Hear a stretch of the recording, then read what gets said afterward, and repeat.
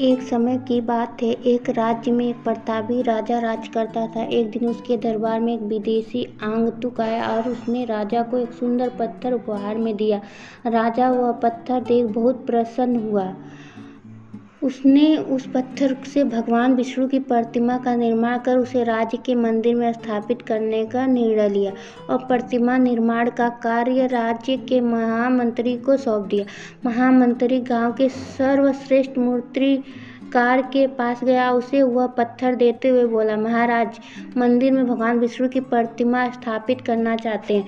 7 दिवस के भीतर इस पत्थर से भगवान विष्णु की प्रतिमा तैयार कर राजमहल पहुंचा देना। इसके लिए तुम्हें 50 स्वर्ण मुद्राएं दी जाएगी। 50 स्वर्ण मुद्राओं की बात सुनकर मूर्तिकार खुश हो गया और महामंत्री के जाने के उपरांत प्रतिमा का निर्माण कार्य प्रारंभ करने के उद्देश्य से अपने औजार निकाल दिए। अपने औजार में से उसने एक हथौड़ा लिया और पत्थर तोड़ने के लिए उस पर हथौड़े से वार करने लगा, किंतु पत्थर जस का तस रहा। मूर्तिकार ने हथौड़े के कई बार पत्थर पर किए, किंतु पत्थर नहीं टूटा। 50 बार प्रयास करने के उपरांत मूर्तिकार ने अंतिम प्रयास करने के उद्देश्य से हथौड़ा उठाया, किंतु यह सोचकर हथौड़े पर प्रहार करने के पूर्व उसने हाथ खींच लिया कि जब 50 बार वार करने से पत्थर नहीं टूटा तो अब क्या टूटेगा। वह पत्थर लेकर वापस महामंत्री के पास गया और उसने यह कहकर वापस कर आया कि इस पत्थर को तोड़ना नामुमकिन है, इसलिए इससे भगवान विष्णु की प्रतिमा नहीं बन सकती। महामंत्री को राजा का आदेश हर स्थिति में पूर्ण करना था, इसलिए उसने भगवान विष्णु की प्रतिमा निर्मित करने का कार्य गांव के एक साधारण से मूर्तिकार को सौंप दिया। पत्थर लेकर मूर्तिकार ने महामंत्री के सामने ही उस एक पर हथौड़े से प्रहार किया और वह पत्थर एक बार में टूट गया। महामंत्री सोचने लगा, काश पहले मूर्तिकार ने एक अंतिम प्रयास और किया होता तो सफलता हो गया होता और 50 स्वर्ण मुद्राओं का हकदार बनता। मित्रों, हम भी अपने जीवन में ऐसी परिस्थितियों से दो चार होते रहते हैं। कई बार किसी कार्य को करने के पूर्व या किसी समस्या के सामने आने पर उसका निराकरण करने से पूर्व ही हमारा आत्मविश्वास डगमगा जाता है और हम प्रयास किए बिना ही हार मान लेते। कई बार हम 1-2 प्रयास में असफलता मिलने पर आगे प्रयास करना छोड़ देते हैं, जब कि हो सकता है कि कुछ प्रयास और करने पर कार्य पूर्ण हो जाता, यह समस्या का समाधान हो जाता। यदि जीवन में सफलता प्राप्त करनी है तो बार बार असफल होने पर भी तब तक प्रयास करना नहीं छोड़ना चाहिए जब तक सफलता नहीं मिल जाती। क्या पता जिस प्रयास को करने के पूर्व हम हाथ खींच लें वही हमारा अंतिम प्रयास हो और उसमें हमें कामयाबी प्राप्त हो जाए। जय माता दी दोस्तों, स्वागत है आपका ज्योति मिश्रा स्टडी ब्लॉग में। मेरा नाम है ज्योति और मैं यूपी से। तो दोस्तों, ये नवरात्रि का चौथा दिन है, तो आप लोग को बहुत बहुत शुभकामनाएं दोस्तों। तो दोस्तों, मेरी सुबह की शुरुआत हुई थी। मैं सबसे पहले नहा के अपना पूजा करने आई थी, तो मैं अपना पूजा करती हूँ। आपको पता है दोस्तों, मैं कि सुबह सप्तशती का पाठ करती हूँ। सप्तशती का पाठ पढ़ने के बाद ही मैं और कोई काम करती हूँ। तो दोस्तों, आप लोग देख सकते हैं कि मैंने जो कलश रखा उसमें मैंने जौ बोया था, लेकिन हमारे यहाँ चूहा इतना है कि उनने सारे जौ खा लिए, इसलिए एक भी जौ का पौधा आप लोग को नहीं दिखाई देगा। क्या करें दोस्तों, हम बहुत परेशान हो गए हैं। तो दोस्तों, मेरा पूजा हो गया था। इसके बाद फिर मैं आ गई थी अपने किचन में लंच बनाने। तो दोस्तों, ये संडे के दिन का ब्लॉग है और दोस्तों मैं आपको इसमें दिखाने वाली हूँ कि मैंने संडे के दिन क्या क्या करा था। तो दोस्तों, और मैंने शनिवार के दिन भी ब्लॉग शूटिंग करी थी, पर दोस्तों वो नहीं आ पाया था क्योंकि मेरी गलती की वजह से वो सारी वीडियो डिलीट हो गई थी। तो इसलिए दोस्तों, ये संडे वाला ब्लॉग है और मैंने आपको दिखाऊंगी कि मैंने आज पूरा दिन क्या क्या करा है। तो दोस्तों, मैं आज लंच में दाल चावल सब्जी रोटी बना रही हूँ। तो दोस्तों, मेरा दाल बन गया था और मैं एक तरफ चावल एक तरफ सब्जी और एक तरफ रोटी बना रही हूँ। तो दोस्तों, इस टाइम पे 10 बज रहा है क्योंकि आज थोड़ा सा लेट हो गया था।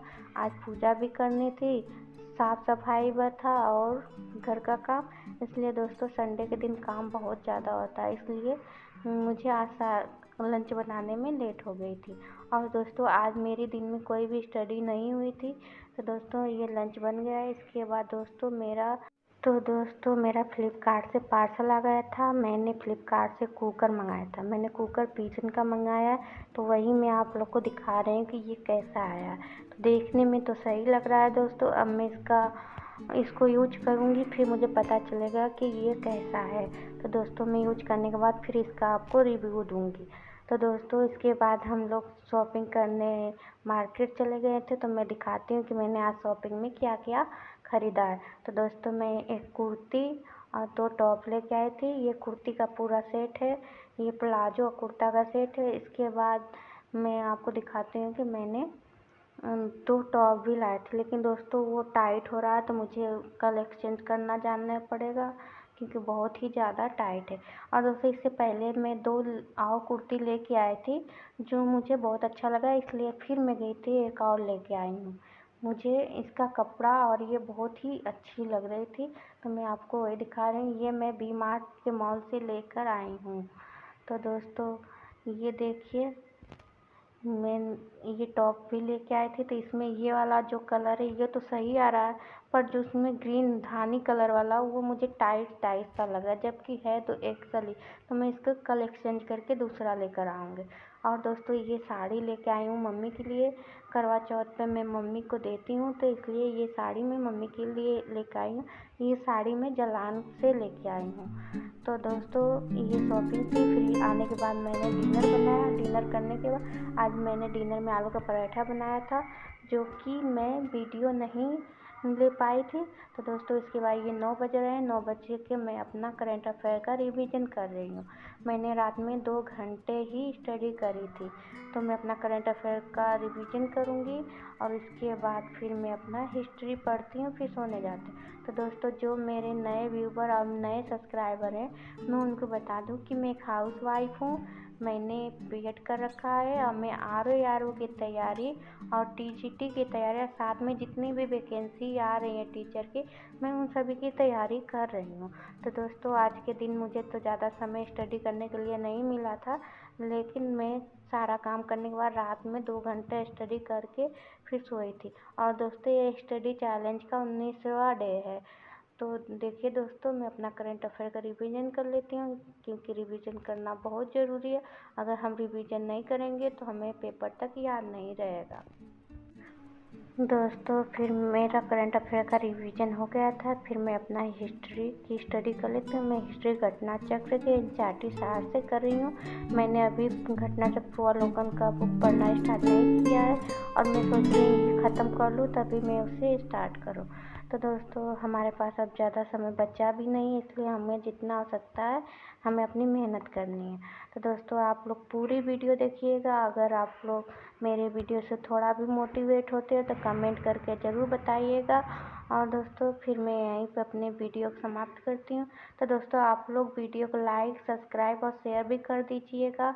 और दोस्तों जल्दी जल्दी आप लोग 50 सब्सक्राइबर बढ़ा दीजिए, जिससे कि मैं लाइव आऊँ और आप लोग को अपना लाइव में आके अपनी स्टडी दिखाऊँ। तो दोस्तों जिस दिन एक सिग्नेचर ऑटोग्राफ में बदल जाए, तब मान लीजिए कि आप कामयाब हो गए। शिक्षा सबसे सशक्त हथियार है जिसे दुनिया को बदला जा सकता है। तो दोस्तों मैं अपनी वीडियो को समाप्त करती हूँ। राधे राधे दोस्तों, मिलते कल नए वीडियो ब्लॉग में।